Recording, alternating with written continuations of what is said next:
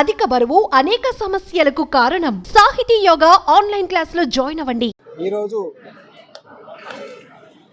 దాదాపు 6 గంటల సమయంలో కృష్ణా ఫాల్స్ అని చెప్పేసి గుల్జార్ హౌస్ దగ్గర ఒక షాపు రెసిడెన్షియల్ ఏరియా ఉన్నది.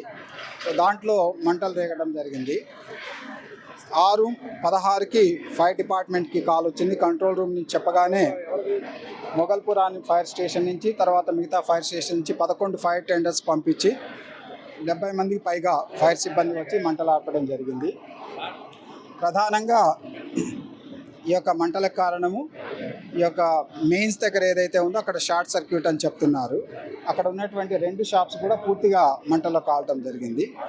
తర్వాత ఫస్ట్ ఫ్లోర్లో ఎవరైతే పడుకుని ఉన్నారో చిన్నపిల్లలు కానీ తర్వాత ఫ్యామిలీ మెంబర్స్ తర్వాత సీనియర్ సిటిజన్స్ ఉన్నారు అక్కడ, వాళ్ళందరూ కూడా స్మోక్ తోటి అపస్మారక స్థితికి పోవడం జరిగింది. ఫైర్ డిపార్ట్మెంట్ సిబ్బంది ఆక్సిజన్ మాస్కులు తర్వాత బ్రీతింగ్ ఆపరేటర్స్ వేసుకొని వాళ్ళని బయటికి తీసుకొచ్చి హాస్పిటల్ షిఫ్ట్ చేయడం జరిగింది. సో దాంతోపాటు ఒక 4 సెకండ్ ఫ్లోర్ నుంచి వాళ్ళని బయటకు వచ్చారు. వాళ్ళని నిచ్చెనలోంచి కిందికి తీసుకురావడం జరిగింది. 17 మంది చనిపోయినారు అని చెప్తున్నారు. 17 మంది హాస్పిటల్ షిఫ్ట్ అయిన వాళ్ళలో దాదాపు అందరూ చనిపోయారు అని చెప్తున్నారు. టోటల్ ఆ బిల్డింగ్లో ఉన్నది మనకి ఇప్పుడు రిలేటివ్స్ అందరితో మాట్లాడిన దాని ప్రకారం 21 మంది ఉన్నారు. 21 అందరు కూడా ఒక ఫ్యామిలీ, అన్నదమ్ములకు సంబంధించినటువంటి ఫ్యామిలీ.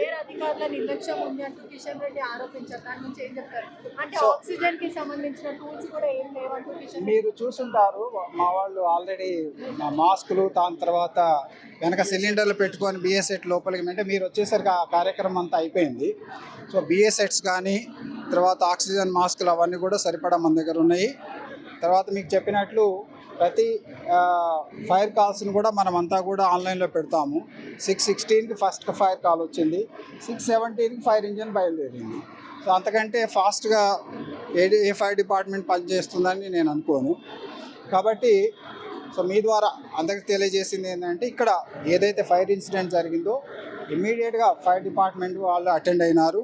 సో దాంట్లో అన్ని రకాల ఎక్విప్మెంట్ ఏమేమి కావాలో అవన్నీ కూడా వాడినారు, ఇంక్లూడింగ్ రోబోని కూడా తీసుకొచ్చారు. కాకపోతే దాని అవసరం పడలేదు. అయితే ఇంకొక విషయం ఏంటంటే ఈ ఇన్సిడెంట్లో ఈ యొక్క డిస్ట్రిక్ట్ ఫైర్ ఆఫీసర్ వెంకన్న ఆయన కూడా స్మోక్ తోటి ఇబ్బంది పడ్డారు, హాస్పిటలైజ్డ్. సో ఎవరు కూడా ధైర్యం పోగోకుండా ఎట్టి పరిస్థితుల లోపల ఉన్న వాళ్ళు సేవ్ చేయాలనే ప్రయత్నంతో అందరూ కూడా కష్టపడి పనిచేస్తారు. టోటల్ 4 అయితే కంప్లీట్గా సేవ్ అయినారు. 17 మంది హాస్పిటల్కి పంపించినాము. అందులో ఎవరు బ్రతుకున్నారని చెప్పడం లేదు. అది ఇంకా మనకు తెలియదు. 8 మంది చిన్నపిల్లలు అని చెప్తున్నారు, less than 10 years. So the problem ఏంటంటే ఈ బిల్డింగ్లో చాలా పురాతనమైనటువంటి బిల్డింగ్. దాంట్లో యాక్సెస్ కూడా మీరు బయట నుంచి చూస్తే 2 మీటర్లో ఉన్నటువంటి సన్నటి సందు లాంటి యాక్సెస్ మాత్రమే ఉంది.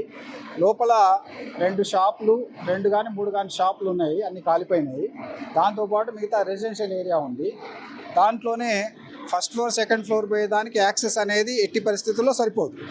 సో ఈ మేజర్ ప్రాబ్లం ఇది ఉన్నది. మీరు ఇంతకుముందు ఒకళ్ళు అడిగినారు నిన్నటి రోజు ఈ మధ్యన మన ఓల్డ్ సిటీలో ఇంకొక ఏరియాలో బాగా కాపాడినారు, ఇక్కడ ఎందుకు చేయలేకపోయినారని. అక్కడ యాక్సెస్ ఉన్నది, ఇక్కడ యాక్సెస్ కంప్లీట్గా లేదు. కాబట్టి ప్రతి సిచ్యువేషన్ వేరు విధంగా ఉంటుంది.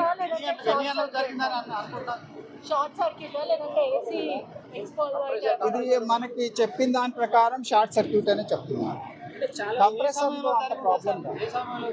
6 o'clock to 6:16 ఆ మధ్యలో ఎప్పుడైనా జరిగి ఉండొచ్చు. మన కాల్ 6:16కి వచ్చింది. ఇంతమంది అనుకోవడానికి కారణం వాళ్ళు నిద్రలో ఉన్నారు, అందరు నిద్రలో ఉన్నారు.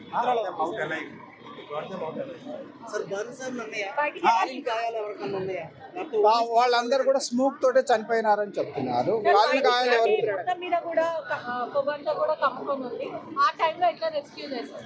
సో మన దగ్గర బ్రీతింగ్ ఆపరేటర్స్ ఉంటుంది. మీరు గమనిస్తే ఫైర్మెన్ మాస్కులు తర్వాత వెనక ఆక్సిజన్ సిలిండర్ తీసుకొని లోపల పోయి జనాన్ని తీసుకొచ్చినారు. వాళ్ళు బయటకు వచ్చినప్పుడు కొంత ప్రాణం ఉన్నది, బట్ హాస్పిటల్ పోయేసరికి ఏ విధంగా అనేది ఇక మనకి చెప్పలేదు. ఇట్లాంటి ప్రమాదాలు జరగకుండా రానున్న రోజుల్లో ఏం చేయబోతున్నారు? సో రానున్న రోజుల్లో అంటే ఇంతకుముందు నుంచి మనం ప్రతి వారం కూడా మనం ప్రతిరోజు కూడా అవగాహన కార్యక్రమాలు రెగ్యులర్గా చేస్తూ ఉంటాం. సో ఫైర్ డిపార్ట్మెంటు అవగాహన కార్యక్రమంలో ప్రధానంగా చెప్పేది ఏంటంటే ప్రతి ఒక్కళ్ళు కూడా వాళ్ళ షాప్లో కానీ ఇళ్లలో కానీ మంటలు రాకుండా తగినటువంటి ప్రికాషన్స్ తీసుకోవాలి.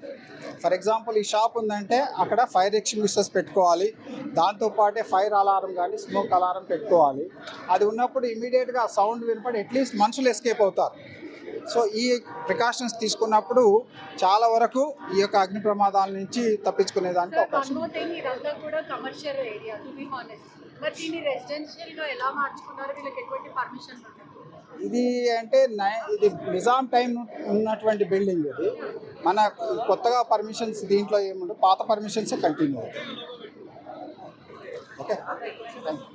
సుమన్ టీవీలో మీ పర్సనల్ అండ్ బిజినెస్ ప్రమోషన్స్ కోసం కింది నెంబర్కి కాంటాక్ట్ చేయండి.